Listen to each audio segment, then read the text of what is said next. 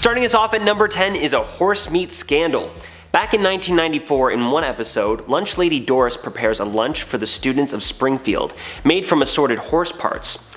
Gross. But get this, just 9 years later, across the pond over in Ireland, the Food Safety Authority found horse DNA in over a third of beef burger samples from supermarkets and ready-made meals.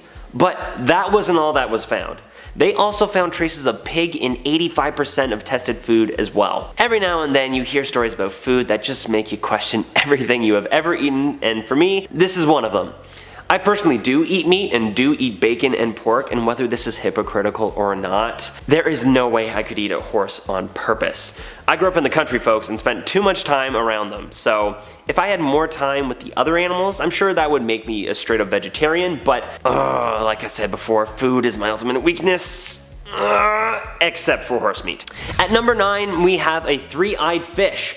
Back in 1990, in one episode of The Simpsons, fan favorite Bart goes fishing and catches a three-eyed fish named Blinky in a river by the power plant, and it makes local news headlines everywhere. Well, guess what was found in Argentina about a decade later? Yeah, you guessed it, a three-eyed fish. But wait, it gets even better. It was later discovered that this reservoir in Argentina was also fed by water from a nearby power plant.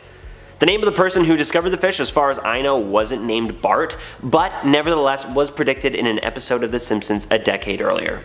I wonder how many other three-eyed creatures there are coming out of nuclear rivers and reservoirs all over the world. Three-eyed frogs, three-eyed lizards, three-eyed turtles, three-eyed Teenage Mutant Ninja Turtles? We can only hope. At number 8, we have the censorship of the Statue of David. Also in a Simpsons episode from 1990 titled Itchy and Scratchy and Marge, the Statue of David is put on display at a museum in Springfield, and the locals protest against the infamous statue, claiming that it is obscene for its nudity. Well, sure enough, in the city of St. Petersburg, Russia, back in 2016, there was a vote to cover up a copy of the statue that had been brought and put up in the central area of the city. They specifically wanted to clothe the statue. Imagine having this infamous statue that is centuries old come to your hometown, and the first thing people do is say, nope, not feeling it, no, give them a pair of Wranglers, please.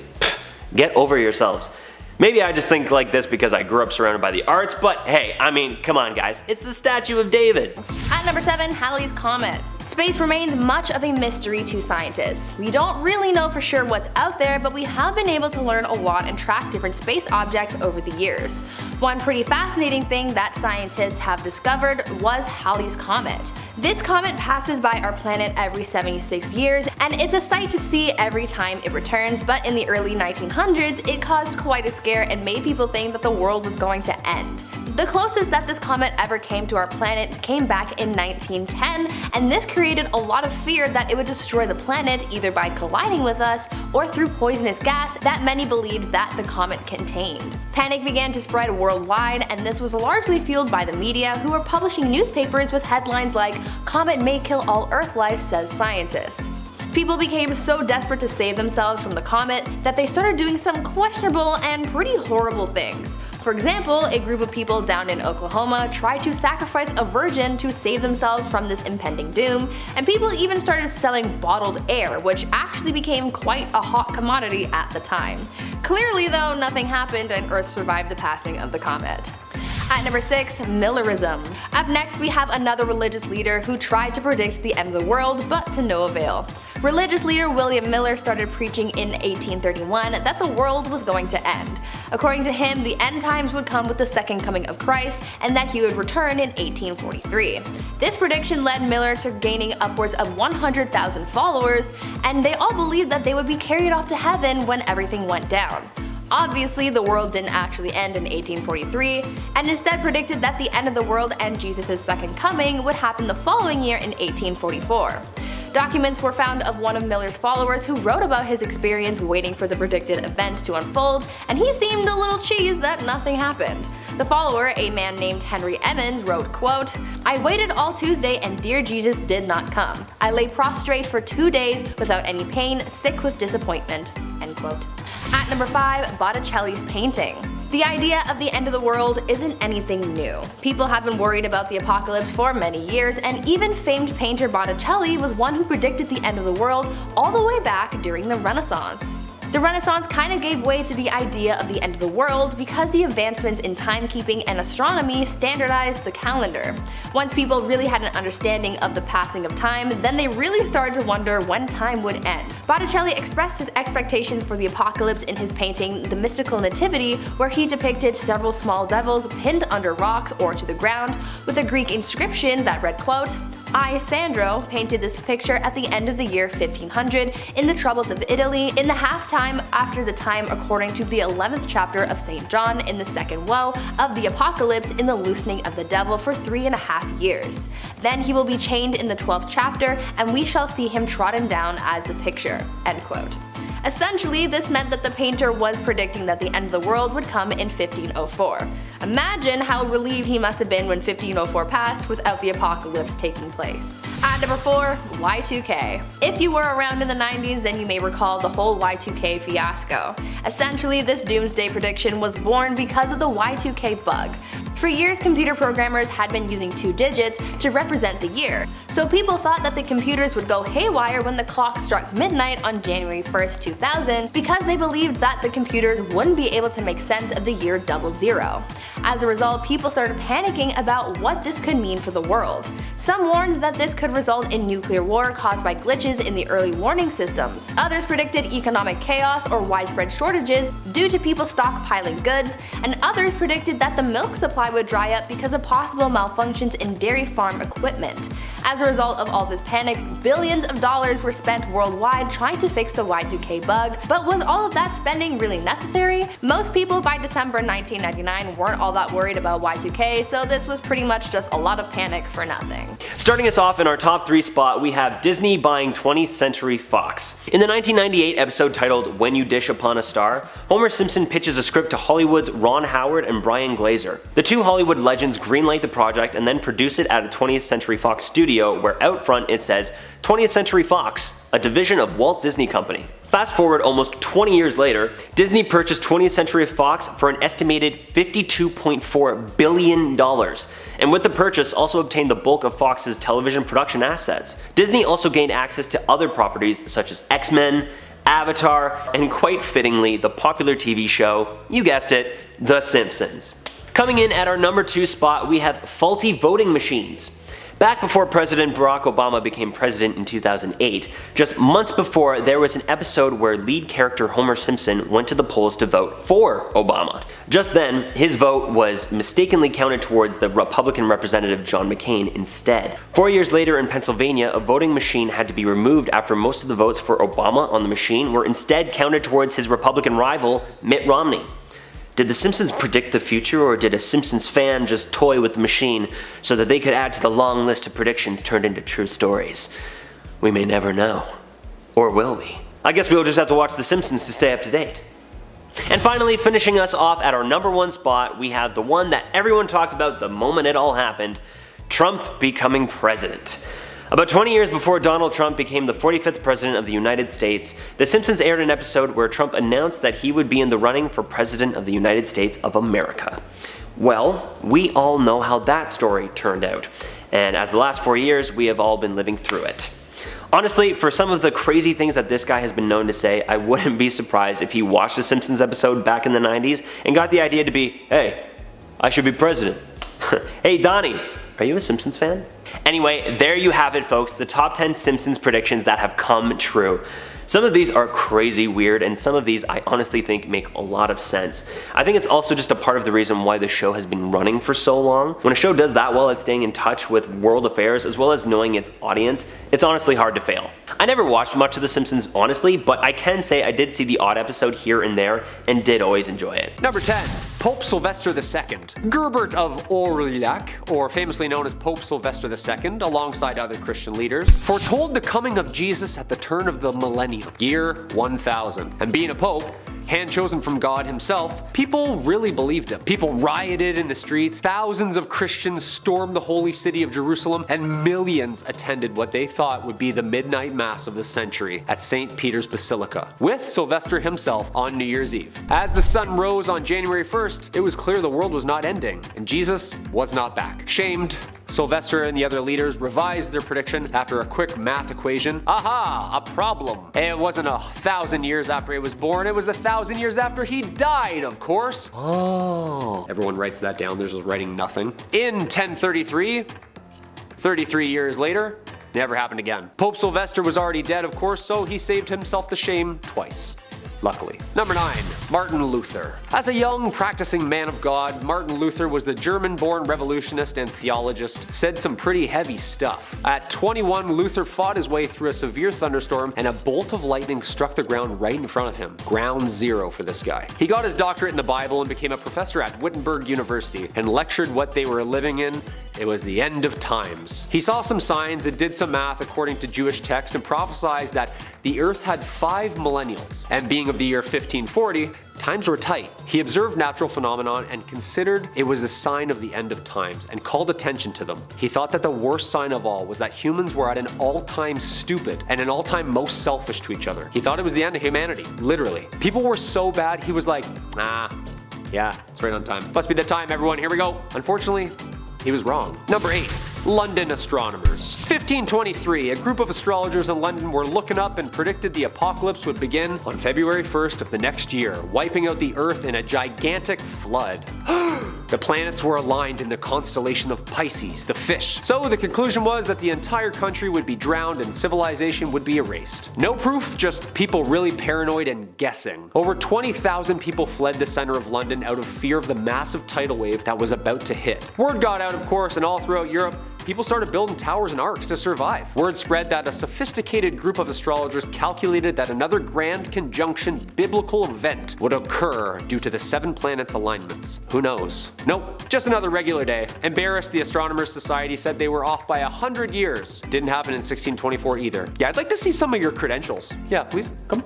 At number 7, we have a letter from the notorious band The Beatles. Back in 1991, one episode of The Simpsons showed Beatles superstar Ringo Starr answering fan mail that had been written to the band decades before. In 2013, a pair of Beatles superfans got a reply from a piece of fan mail with an attached recording from the infamous Paul McCartney himself. Although the original piece of fan mail and recording was sent to the band more than 50 years ago. The piece of mail was originally sent to a London theatre the band was set to perform at the time, but was later discovered in a car boot sale by a historian 50 years later. Luckily for these two thankfully still alive fans, in 2013 on BBC's The One Show, they were reunited with the recording and letter along with a reply from Sir Paul McCartney himself. I wonder if those two were ever like Simpsons fans and watched that TV show, specifically that episode, just holding out on hope for years that they would finally get a response. You know, I sent a fan email to Ellen DeGeneres when I was 11. Maybe she'll apply when I'm 61. At our number 6 spot, we have the infamous Siegfried and Roy tiger attack. Back in 1993, The Simpsons aired an episode with the two infamous Vegas performers being attacked by one of their trained white tigers during a performance in a casino. Well, I actually remember this happening as I was little and I was a huge Magic fan. But back in 2003, Roy of Siegfried and Roy was actually attacked by one of their very own white tigers during one of their performances. Roy, who has now since sadly passed away in 2020, sustained some severe injuries after the attack. For one, I can't imagine being attacked by such a large animal, and two, I also can't imagine watching that on stage while trying to enjoy a night out. For all parties included, it sounds like a bad deal. But no matter what, it's moments like this show that remind you why to not have a pet tiger or a lion. Am I the only one who watched Tiger King? Exactly. Coming in at our number 5 halfway point is the thing I'm wearing and many people around the world now rely on for day-to-day life: smartwatches. In an episode that aired back in 1995 set in the future, Lisa's future husband makes a call using his smartwatch. The first smartwatch wasn't actually created until 2013, and the very first Apple Watch was released just 2 years later in 2015. But of course, if any of you have one of these crazy things, you know that we can do much more than just talk on them. I can pay on this thing, I can talk on the phone. I just discovered a crazy cool feature on here where I can walkie-talkie one of my best friends who lives out in BC, and I can also track my workouts. It can literally do everything but make me lunch. But hey, Apple, how about an update? Coming off the trails of the smartwatch, here's something else that we have all grown accustomed to: autocorrect. In a Simpsons episode back in 1994, school bullies Kearney and Dolph take a memo to beat up Martin on their Newton device, which autocorrects to "Eat up Martha." Funnily enough, the fictional Newton device was actually a joke on Apple's underwhelming Newton message pad that was released in 1993. Nitin Ganatra, a former director of engineering iOS application at Apple, actually came out on record saying that the Newton device from the Simpsons episode helped inspire the iPhone keyboard that we all know and love today. How crazy is that? Maybe The Simpsons is more influential than we originally believed to be. One thing is for sure, autocorrect is sometimes a huge pain in the rear. Just earlier this month, I welcomed a new employee here at the studio and got her name terribly wrong in our chat. And I also messaged a former instructor of mine a long time ago that we all called Sarge and found my autocorrect to Large. The message was, "Hey Large, want to grab something to eat with us?" Yeah. I haven't heard from her since. Number 3. Jeanne Dixon. Jeanne Dixon was one of the best known American self-proclaimed psychics and astrologers of the 20th century due to her famous newspaper astrology column, a number of well-published predictions in the 40s, and of course in 1942, her first famous prediction when she told actress Carole Lombard not to fly for it was dangerous for her. The plane crashed in flames weeks later in Las Vegas in a massive storm, killing her. In 1945, she even told Roosevelt he didn't have much longer. He died a month later. In 1953, Dixon famously said on NBC she saw a silver ball from Russia in space. 4 years later, Sputnik's secret launch happened. Okay, she's good. In 1963, she predicted a massive planetary alignment which would lead to the end of times. It caused mass prayer sites all over the world. Yeah, no shit, she nailed a couple of them. Who wouldn't believe her? Also, she predicted Russia and China would have a massive conflict in 2025 and 2037. Taylor? Someone to find Taylor. I need Taylor, please. Number 2. Heaven's Gates. Marshall Herff Applewhite Jr. was an American religious leader who founded what became known as the Heaven's Gate religious group and created and organized their mass suicide in 1997. It was the largest mass suicide to occur inside the United States. Sad part and scary part was Heaven's Gate actually received huge amounts of funds in the 1970s which paid for itself. It was the first GoFundMe. In the 90s, the group took more steps to publicize their theology, and in 1996, with the news of the approaching comet Hale-Bopp alongside an alien mothership, concluding to their belief that this was the vessel that would take their spirits on board to another planet. Just beam their souls up and they would arrive on board the spaceship and be given new bodies. The group members then took their own lives, sadly, in a mass group suicide. He took his own life as well, with the same ideology. Wow, way to keep it light, Kyle. Who wrote this? And coming in the number 1 spot, 2012. 2012 was a monumental year for many reasons. It was a blockbuster disaster movie's dream year, it was the end of the very accurate Mayan calendar, and it was the second end of the world false alarm that I had lived through. Yeah, my first being Y2K, of course. I remember saying Happy New Year to all my family and my parents were just sullen-faced, just anxious the entire time. Happy New Year. The 2012 phenomenon predicted the world would end at the end of the 13th Bacton. The Earth would be destroyed by an asteroid Nibiru, an alien invasion, a supernova, and of course, Mayanist scholars stated that the anxiety of impending doom we were all reading about on our phones was just a false alarm. Whew. Yeah, I didn't think it was real. I was really into learning about Quetzalcoatl that year, and I was definitely one of those people running around panicking everyone else. But no, 2012 came and went, and for some people marked a year of anxiety, and some a fresh start. Number 10, the Titanic. Yeah, a nice grim note to start us off here. We've all heard about the Titanic, of course, and the tragedy that unfolded back in 1912. It struck an iceberg and began to sink as a result. I've gone into depth about this accident on this channel. Hundreds of people died in the icy waters following this incident, but what if I told you that there was an eerie prediction that could have called the Titanic's debut sail? In 1898, Morgan Roberstone's book Futility was published. It was also known as The Wreck of the Titan. Would you believe that the premise of this story is about an apparently unsinkable boat that is called the Titan that ends up sinking after hitting an iceberg? Like really? The Titan? The Titanic? Unsinkable but ends up sinking after striking an iceberg? It's almost too much, right? But that many years apart, It has to be true. Turns out this was simply just pure coincidence, and apparently the author was an experienced sailor himself, and as he saw ships in real life getting larger and larger, he figured it was just a matter of time before one of these large vessels came into contact with an exceptionally large, dangerous situation like this, iceberg mishap. One that he wrote about, and one that came true later on in history. Number 9, Illuminati card game. Alright, go fish, here we go. This game is now out of print, obviously, but originally it showed up sometime in the 90s, and it's called Illuminati New World Order. Pick up a card, it's Black Bolt, you're like, oh, lucky. Despite the years it's been since the game's release, it's managed to continue to attract people's interest, and honestly, it creates a bit of a feeling of unease due to its eerie predictions in the game. Like, it's kinda rough. The game seemingly predicted major tragic events in history. It also predicted President Trump's election, and it also predicted the pandemic. And apparently it predicted the riot at Capitol Hill. Yeah, all in just a flick of a card. There you go. The game was released by Steve Jackson Games, and while it's entirely possible these cards are just general enough that we can tag them onto the happenings of our current world, kind of like The Simpsons, but the fact that there's this many that's kind of nailed it, all these potential predictions have come true, it makes you think. Honestly, they may have predicted more than The Simpsons has, and that's really saying something. So if you see this card game around at a garage sale, just do one of these.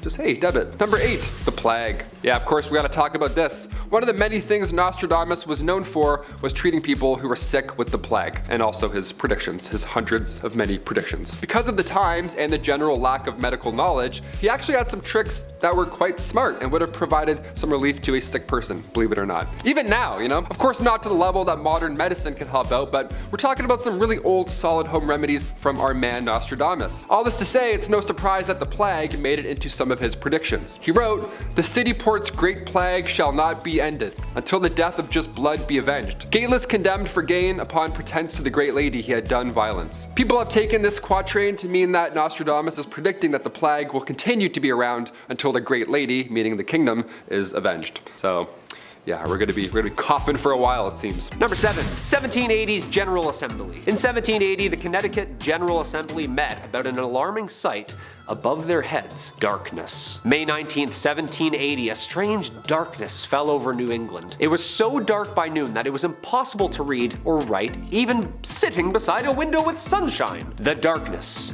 The people of Hartford demanded a legislative meeting, and at Old State House legislator Abraham Davenport said, "Bring candles, for this is the day of judgment." The dark day inspired panic amongst the streets, mobs of people fleeing, all of the men and women praying and crying. Thousands left and fled to bars and churches. It was terrible. Turns out it was just a huge forest fire from up north and completely overrun by smoke and smog. They thought it was just Judgment Day. So much panic in the streets with all these false alarms. I feel like this was the time where anxiety was invented. Number 6, Mary Bateman. Mary Bateman was an English criminal and alleged witch, known as the Yorkshire Witch, who was tried and executed for murder during the early 19th century. She did a ton of robberies and was caught several times, escaping prison each time as well. She's got a gruesome track record. In 1806, she performed a hoax known as the Prophet Hen of Leeds, in which eggs laid by a hen had been found and written on, quote, "Christ is coming." First off, how is that all written on an egg? Like it's an egg. Like each letter on an egg individually, like making the word, or like all handwritten very tiny on one egg. People then believed the message was a warning sign that Judgment Day was upon us. People freaked out, but she had just written on the eggs using acid and reinserted them back up into the poor hen. She was tried and accused of witchcraft, robbery, and murder. No animal cruelty though. I was kind of shocked at that one. Number 5, the Great Disappointment. It's like what my dad calls me. The Great Disappointment in the Miller Right movement was the people's reaction after famous Baptist William Millers proclaimed that Jesus Christ would return to the earth in 1844. The Second Great Awakening, he called it, and it led him to think that it was right around the corner. A former captain in the War of 1812, Miller converted and began to search scriptures for truth. 2 years of homework and this guy was convinced. 2,300 days meant Jesus was on the way, and purging of the earth by fire?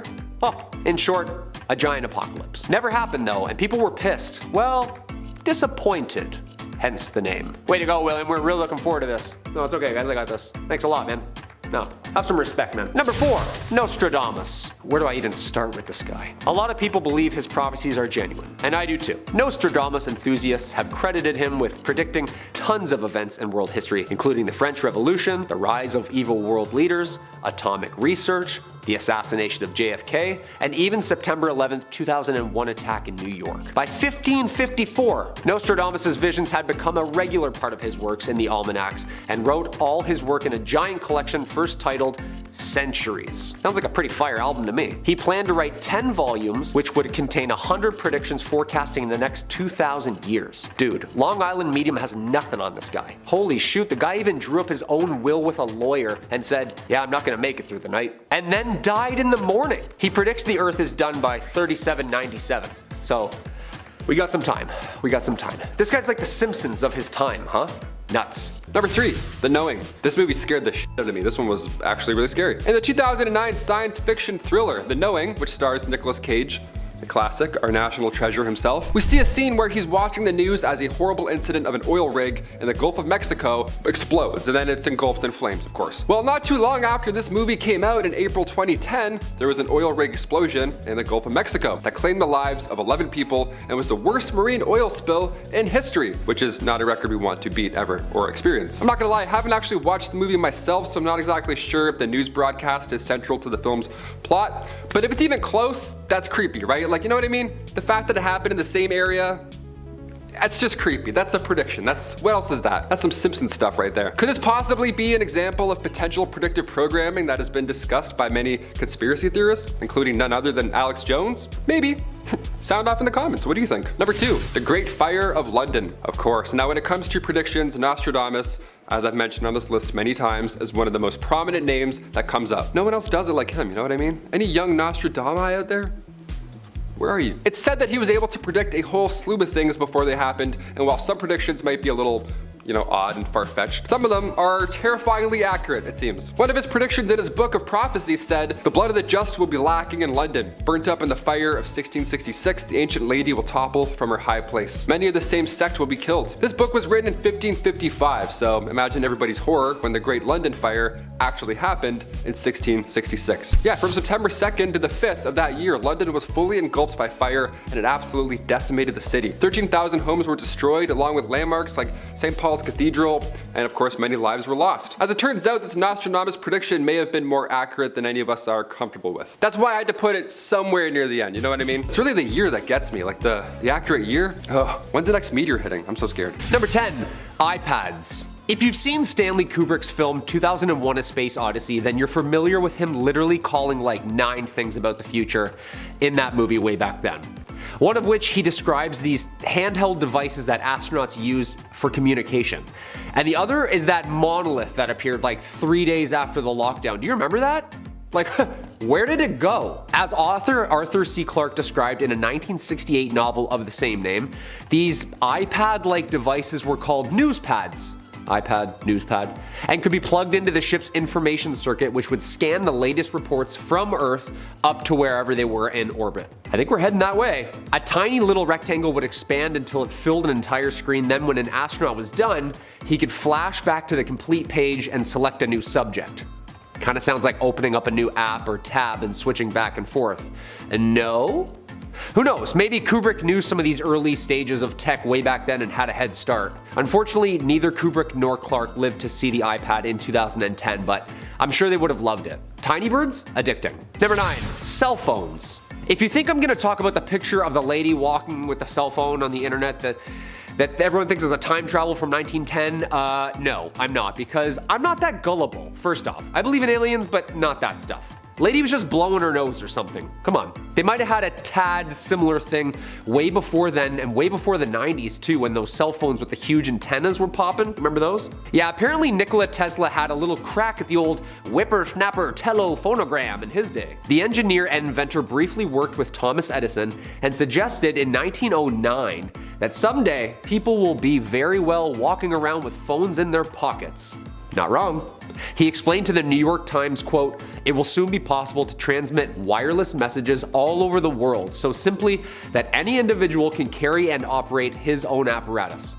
Dude, you think he mastered Wi-Fi before it was actually a thing? Like, was that a Tesla coil? Wi-Fi? Guy was literally giving us free Wi-Fi and electric cars back then? He was ahead of his time, I'll tell you that for free. Number 8, streaming. 1987, what a time, huh? I wasn't around, but Whitney Houston was, and I Want to Dance with Somebody Else was the #1 on the charts. And of course, this magazine interview between Omni and popular movie critic Roger Ebert. Of course, Kyle, how could we forget? The interviewer asked him to predict the future of cinema, and of course, the only one more narcissistic than an actor is a movie critic. Come on. So he took the opportunity to take an old swing at what he thought and said, quote, "We will have high definition, widescreen TV sets and push a button dialing system to order the movie you want at any time you want. You won't have to go to the video store, but instead order a movie on demand and then just pay for it. Video cassette tapes as we know them now will be obsolete both for showing pre-recorded movies and for recording movies." Yeah, buddy, you nailed it. Sorry to tell you, but yeah, Blockbuster disappears. It's very sad. If I'd have known that, I would have worked at one, you know what I mean? Been a video guy, you know? Hey man, Roger was smart and the guy knew his craft. He was very right.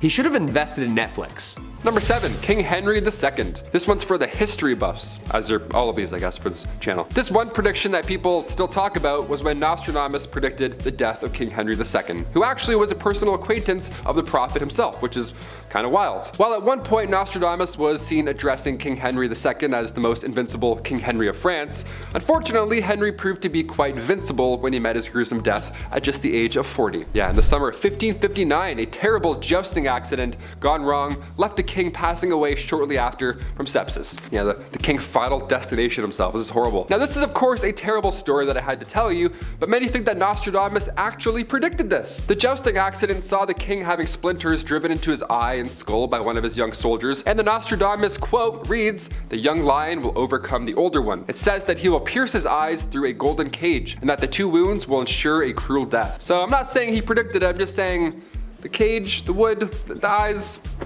he kind of nailed it. Number 6, pandemics. The COVID-19 pandemic. Okay, we're all still kind of living through it right now. Some people are still working from home, some people are back. It's still a mess, right? We have to mention an episode of Project Runway that aired back in April 2019. Then we also have the song Pandemic by the artist DJ Creep. Now this song was released in 2013, but it features the lyrics 2020, features the lyrics coronavirus. It also features the lyrics body stacking. Yeah, in 2013. That certainly is one hell of a coincidence, and then just one more for good measure, of course, we have the movie Contagion, which was released in 2011. Now this movie is quite commonly referred to as the movie that predicted our last pandemic, and obviously I could understand why. They used the phrase social distancing in this movie, which is the first time I've ever heard it in my life, to be honest with you. Even growing up coughing next to kids in class, we didn't have this. This is weird. Also, they didn't have social distancing in the 1600s, you know what I mean? So maybe the movie Contagion really tipped us off. Maybe there's some Illuminati stuff going on behind the scenes. I don't know. I'm not gonna say it. Number 5. James Dean. James Dean is one of Hollywood's most famous actors ever, despite his untimely death when he was just 24 years old. I always thought he was older, but interesting. On September 30th, 1955, James was speeding in his Porsche 550 Spider when he unfortunately crashed into another car traveling the opposite direction, and in turn he lost his life. Drive responsibly, please. Oh my god. Now this is a terrible and tragic story, of course, but here's where the eerie prediction comes in. Only 7 days before his untimely death, James met with actor Alec Guinness to show off his new car. Now Alec apparently just suddenly had this terrible dark feeling. He told James, "Do not get into that car because if you do, by 10 o'clock at night next Thursday, you'll be dead." That's so specific. If somebody told me that, I'd be like, we're not friends anymore. You need to go away. This guy's the king of chainmails. This means that he somehow not only predicted James' imminent death, but he also predicted the exact day that it would occur on. That's eerie. I don't feel good after that one. Number 4, South Park. Classic. Gotta throw in a classic growing up. Here we go. Next up, we got the 1998 season 2 episode titled Chef's Chocolate Salty Balls. It's a good one. There we go. I was 4 when this came out. The episode shows the Sundance Film Festival coming to South Park, and of course all the kids and everyone attend. Now during the festival, Cartman explains that all the independent movies are always about cowboys and romance. All the time, right? Now, while this of course is not a true statement, many believe that it was predicting the 2005 movie Brokeback Mountain. See, Brokeback Mountain was a film that truly changed queer cinema and received a ton of mainstream recognition. It was amazing. Gyllenhaal and Ledger, fantastic actors. At the height of their game, it swept the nation. The creators of South Park themselves, Trey Parker and Matt Stone, they were asked about this possible prediction, and they responded saying that although they aren't prophets, Cartman must be. It is possible that the creators just saw a lot of indie movies in the 90s and saw where the trends were heading, maybe, but still, we look back now, we're like, this It's been like, what, 4 westerns in the last 20 years? I don't know. Either way, the episode is great, and Brokeback Mountain really paved the way for more queer films to be accepted into the mainstream Hollywood movement. But obviously, we have a long way to go, evidently. We're getting there. Rest in peace, Heath Ledger. Number 2, the moon landing. This one's hard because everyone who's ever looked up at the skies, doesn't matter the time era, we've all thought, I wonder how you get up there. What's all that floating around up there? Pretty human to ponder that, right? But From Earth to the Moon, an 1865 novel by famous author Jules Verne, got literally so close to minute details that just thinking rocket ships. Quote, a giant cannon fired a manned projectile into space. Verne then predicted that there would be 3 astronauts that would make it first to the moon. Okay, 3 is a very specific number there, Verne. And then he goes on spitballs Florida as the perfect launching area for a mission to the moon. As in Kennedy Space Center, as in Cape Canaveral. Like, the guy didn't predict it, he wrote a blueprint for it. Apparently in his book he conjured up some sort of space gun that would shoot 3 men in a capsule named the Columbiad. Like, really dude? The Columbiad? The Columbia? He even got some of the science right as to how to land on the moon and how to get back to Earth. Like, the dude is trolling us, right? He's definitely a time traveler. Like, is he an alien? And number 1, the greenhouse effect. Definitely the most important prediction on our list, and imminent to say the least. Had we known this prediction would come true, we could always send a Terminator back in time, John Connor style, and help out a little bit more, no? That's just me, I don't know. The hot seat is actually being taken up by the same guy who invented the telephone. That's right, Alexander Graham Bell, yeah, him. He apparently made a surprisingly accurate warning in a 1917 paper. He wrote, unchecked burning of fossil fuels and their greenhouse effect as a result. Quote, a sort of hothouse effect to the Earth. That was published in the National Geographic in 1917. He wanted to explore energy conservation methods such as solar heating or even alcohol to burn gases for energy. He thought to collect solar power from sunlight and use it as energy source was the future. Dude, I can hear the men in the room laughing out loud right now. Like what must have that sounded like? Such a ridiculous idea for back then, right? Like, the sun for energy. This guy invents the telephone, he thinks the sun gives the energy. This guy's an idiot. Starting our list off at number 10, grandchildren can't read. All right, here's a fun one to kick our day off here. Back in 1951, when a new TV station was being constructed, a writer from Time magazine had this wild prediction for the future, and it's been haunting me ever since. They believe our grandkids will not know how to read. Books just won't be a thing, apparently. Yeah, all because of televisions. Yeah, that thing you're currently watching me on, right here, this little box that I live in. All because of me and that box. You're welcome. The writer believes that, quote, our people are becoming less literate by the minute, and in the zero-sum game of recreational hours, TV would eat up more and more of the time people once spent reading books and thinking thoughts. This prediction sadly goes on, and they say that by the 21st century, our people will be squint-eyed, hunchbacked, and fond of the dark. Awesome. My back's already toast, and I'm a big fan of the dark, so almost there. Hit that thumbs up for an illiterate, hunchbacked future in the dark. Here we go. Number 9. Human Cyclops. Okay, we'll keep this future list on a positive note. Back in 1933, Dr. Thomas Hall Shasted explained in an article that the future of humans will be Cyclops. And no, I don't mean the X-Men with laser vision, I mean the one-eyed humanoid being. That one, yeah. Dr. Shasted believes the eye should be in the center of the face, right below the forehead. Also like one unibrow, that'd be cool. The human eye originally evolved to see far into the distance, but as the modern human reads, writes, repairs watches, cuts gems, examines photos, and so on and danforth, the cyclopean peeper would evolve to accommodate these close-range tasks and pastimes. End quote. Awesome. I feel like the only cool thing about humans having one eye in the future, honestly, the only thing I can think of, is that now we can bring back New Year's Eve glasses and wear them, you know? We had them until 2009, right? Then the eye holes didn't make any more sense. Now if we have one eye, 2044, 2096, we're set, we're good. New Year's Eve's fun again. We have props. Number 8. Technology. It's no secret that Nikola Tesla was certainly a man ahead of his time, right? He is known for his brain and scientific advancements and creation, so it's no wonder he was able to have some incredibly accurate predictions as well. Years, of course, before they were even close to becoming reality.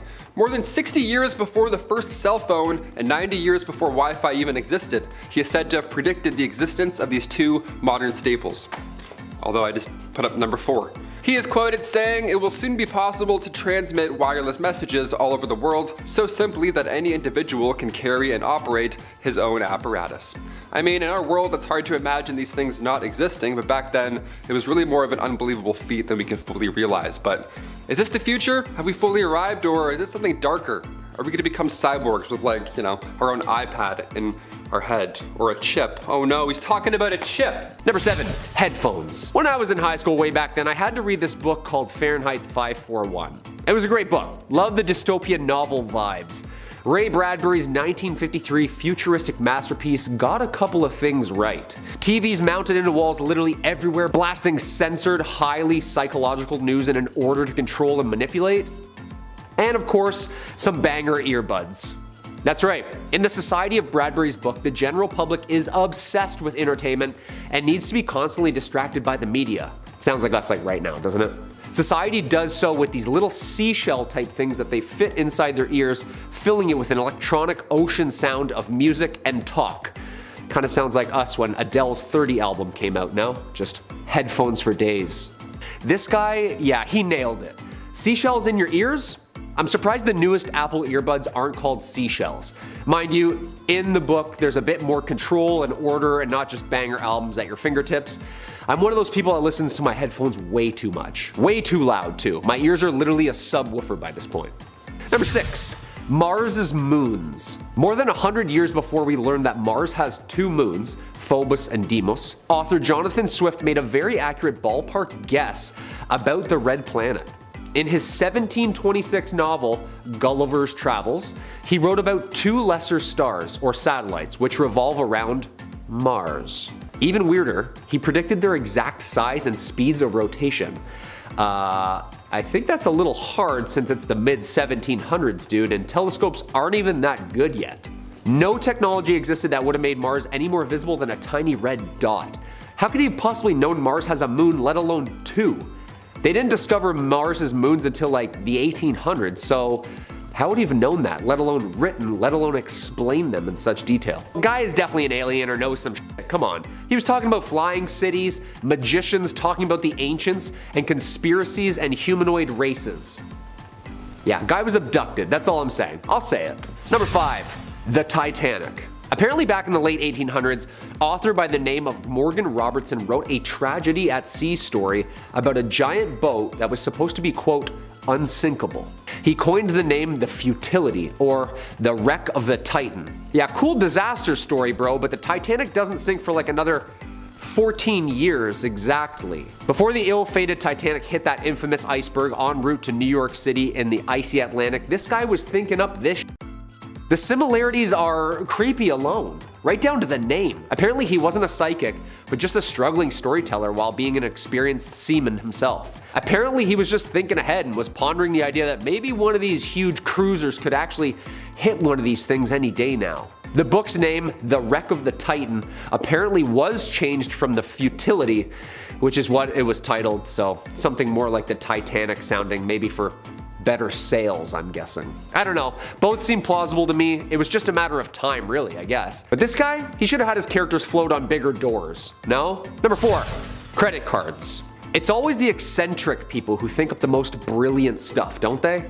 The idea of something so business-oriented, thought up by a sci-fi dreamer. Credit cards were apparently predicted way before its first tap or interest rate. The concept was first introduced in Edward Bellamy's 1888 novel Looking Backward, as one character falls asleep in 1887 and wakes up in the year 2000. Y2K! Y2K! Never mind. No, that never happened. Only to find the society has become a socialist paradise. Full of new ideas, he explains that each person is given a physical punch card, which he procures at public storehouses, found in literally every community. Whatever he desires, whenever he desires it. This arrangement, you see, totally obviates the necessity for business transactions of any sort between individuals and consumers. The concept was so well described that Bellamy even predicted the card making life easy, being able to effortlessly exchange between currencies without even walking into a bank. It wasn't until 1950 when the Diners Club card was even invented, which the credit card is based off of. Dude, these sci-fi writers were nailing what the future looked like back then. Who's giving them all these ideas? Number 3, True Way. True Way religion mixes Christianity, Buddhism, Taiwanese folk religion, and UFO conspiracy theories all together. Yeah, just a potluck. How fun is that one? The leader, Han Ming Chen, believed that the end of the world was near, as do everyone else on this list. He preached that God would appear on US national television on Channel 18, not HBO, Channel 18, so specific. He believed this would happen on March 25th, 1988, to announce that he would be returning to Earth in the following week. That is a wild prediction right there. Of course, it never happened, because we'd hear about this, and obviously. But the following year, he then preached that millions of devil spirits and a massive flood would result in the mass extinction of the human population. So nice, you're either gonna die in a flood or by demons. 50-50 on the horrible demise scale. Now it sounded pretty frightening to some, but Han Ming Chen had a plan to save all of those who followed him and his beliefs. Nice, how convenient. We love a backup plan. All you have to do is pay a rather large fee and then board a spacecraft disguised as a cloud. That would of course then be sent to rescue them. This was before the movie Nope, so I don't know how I feel about this anymore. At number 10, Mayan 2012. Remember the movie 2012 from 2009? You know, the one about the supposed 2012 apocalypse? If you do, then you would also remember how this had everyone so spooked. This movie was kind of based on the Mayan calendar prediction of the end of the world. Well, at least that's how it was interpreted by people. The Mayans had a complex calendar system, and if you want to learn more about that, then you should check out our other video about the mysterious things the Mayans did. Essentially, the Mayan calendar cited December 12, 2012 as the end of the first great cycle of the Mayan long count calendar, and as I mentioned, this made people think that this was an end times prediction. This then gave way to many other predictions as to how the world was going to end on the 21st of December 2012. Some predicted that the Earth would collide with another planet, others thought that we would succumb to solar flares, tidal catastrophes, and even the realignment of Earth's axes. Because this freaked so many people out, the doomsday prepping got a little out of control. One man in China built an ark in anticipation for some kind of great flood that was going to wipe us all out, and so many apocalypse kits were sold closer to our supposed end date. The hysteria that the 2012 movie created certainly didn't help, but guess what guys, we survived. It's hard to believe that this 2012 conundrum happened nearly 10 years ago. At number 9, Harold camping. So many people are concerned with when the world will end. Personally, that's a thought that I can't really concern myself with because I'd probably end up waking up every morning like, oh my god, is today the day we all die? And frankly, that's not something I want for myself. I worry about enough already, so I'll leave the doomsday concerns to other people, like Harold camping for example. Harold here was obsessed with trying to predict the end of the world. He was one of the most prolific doomsday predictors of modern times, but clearly he didn't get his prediction right since, again, we're all still here. He publicly predicted the end of the world as many as 12 times, and he even published a book in 1992 titled 1994, where he predicted that the world would end sometime around that year. He based his predictions on biblical numerology, but it wasn't exactly accurate. His most high-profile prediction of the end of the world came when he predicted that the world would end on May 21st, 2011, exactly 7,000 years after the biblical flood, but when that day passed and everything was still hunky-dory, he readjusted his prediction saying that his math was off and that the world would end on October 21st, 2011 instead. Guess his math was incorrect once again. Before we carry on talking about these wild end time predictions, why not take a moment to leave a like on this video if you're enjoying it so far, and also consider subscribing to the channel to see more videos like this one. At number 8, True Way. This one gets a little culty, so strap in folks. There was a UFO religion from Taiwan that predicted the end of the world. Yes, a UFO religion. Chen Tao, or True Way religion, mixed with Christianity, Buddhism, Taiwanese folk religion, and UFO conspiracy theories to create this way of belief, and their leader Han Ming Chen believed that the end of the world was near. He preached that God would appear on US national television on Channel 18 on March 25th, 1988 to announce that he would be returning to Earth in the following week. The following year, he preached that millions of devil spirits as well as massive flooding would result in the mass extinction of the human population. It sounded pretty frightening to some, but Han Ming Chen had a plan to save those who followed him and his beliefs. He told his followers to save themselves from this horrible fate that they could pay to board a spacecraft disguised as a cloud that would be sent to rescue them.